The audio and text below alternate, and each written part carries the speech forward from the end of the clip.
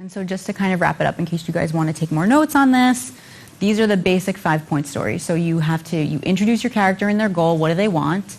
You share their biggest obstacle to overcoming the biggest obstacle in their first attempts at overcoming it. What's working, what's not working. What did they discover was different? What changed for them? Did they shift their goal? Did they get a new aha? Usually this deepens their understanding. And oftentimes when we're talking about customer journey, the twist will happen after they're already working with you. Because they try to solve a problem, think they want to solve the problem a certain way, then realize that they have a deeper need than they thought they had. This is a standard transformational moment. And then they shift their approach. They decide to do things differently. And then at the end of it all, they learn. And you want to be giving your audience that lesson, that learning. So what's your 5-point story? So what did you learn today? You learned that business storytelling positions you as a critical factor in your client's journey. So all of these story types we went through, it's about you saying, all right, you're my customer, I'm this type of person, you're this type of person. This is why I'm really well positioned to help you. Here's how I can help you achieve what you want. This is where I stand and my position in your journey to getting what you want. You learned that all stories are engineered to answer or explore a question. So you have stories that answer a how question, you have stories that answer a why question, and you have stories that actually position you as a critical factor in your client's journey. Your message is determined by how your story ends.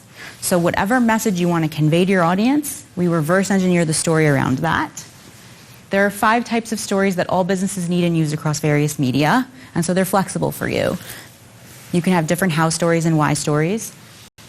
And you got a 5-point story map to help you structure your story. So now you can take that and whip a story up whenever you want to. Let's stay connected because you guys are awesome. Thank you so much. And we have some time for questions now. Awesome. Yeah. Be thinking of your questions in here. Let's start with some from online. Okay, great. As an emerging visual artist and maker selling custom artwork, what's the best type of story to tell about the work to add value beyond just the visuals? Yeah, I would say to the experience of behind the scenes is probably hugely important for that. Like, can you show your artwork step by step in the process? Because that's like the how story. So can we get into the process of how you create your art, and also if there's a specific methodology that you've developed, I would say to talk more about that. Like, you know, is there older art that you can show from previous in your history as an artist? So like, there's the backstory element that you can play up.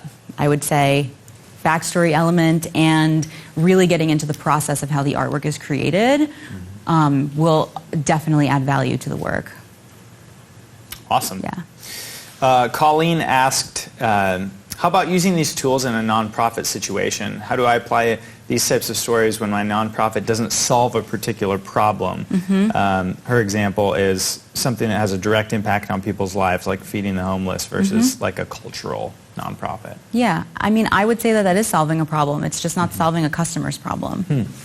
So the story you're telling is really about the problem you're solving in the world, and so the action step you want to take is how people can get involved to be a part of that mission.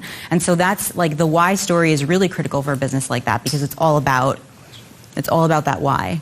Okay. Yeah, those are some big world problems being solved. Yeah. Yeah.